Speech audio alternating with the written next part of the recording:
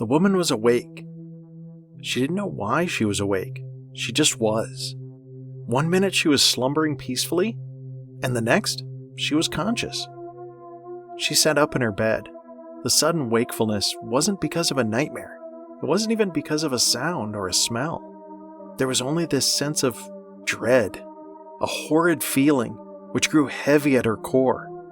She turned round to look at her alarm clock. The time read 1:35 a.m.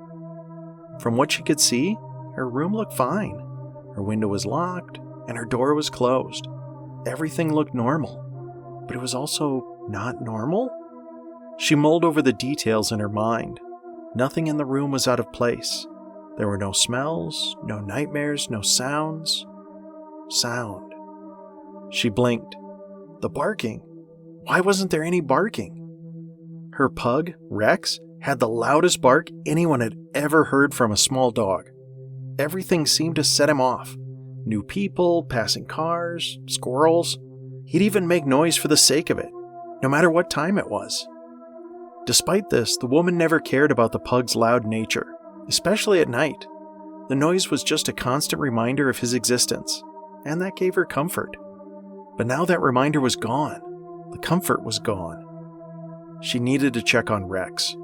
Throwing off the covers, she got out of bed and made a beeline for the stairs.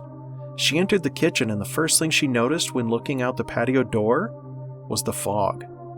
It hung heavy and thick in the air, so thick that the moon's light couldn't shine through. She grabbed a flashlight from the counter drawer and stepped outside into the cloudy vapor.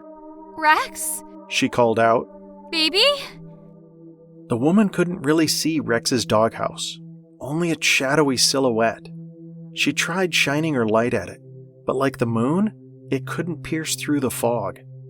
It made everything look hazy and eerie, like a dream. She walked closer to the doghouse.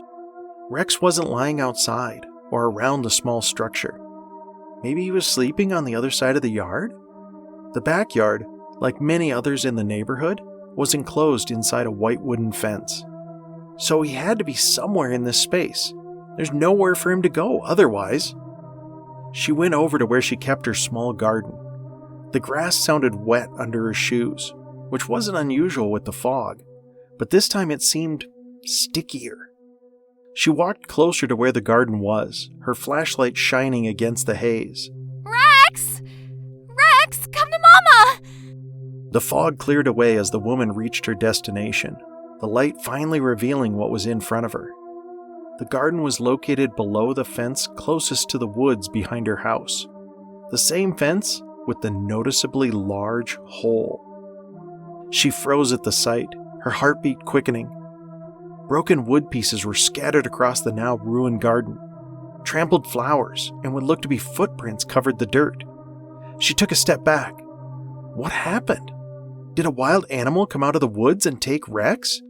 The wreckage would have caused a loud noise. Why didn't she hear it earlier? Where was... Something squelched beneath her shoe.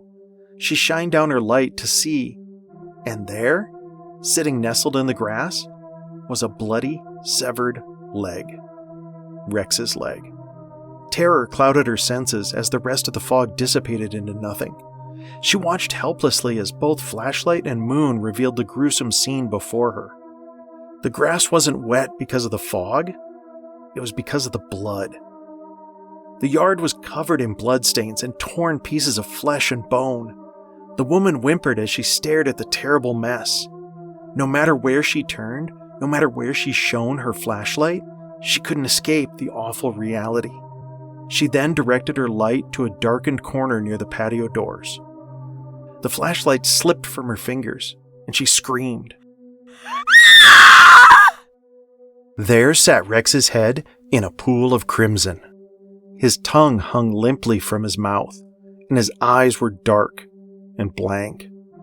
The woman fell onto her knees, her screams dissolving into sobs, and as her cries faded into the night air, a wolf's howl sounded in the distance.